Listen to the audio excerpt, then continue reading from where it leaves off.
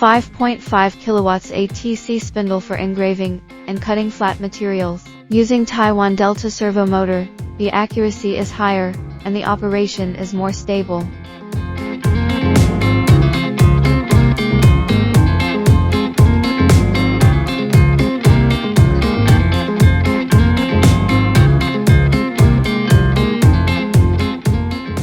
Adding a boring units device is mainly used for drilling and milling various kinds of wood to make standard and smooth inner holes, which can ensure the accuracy of hole positions and product quality.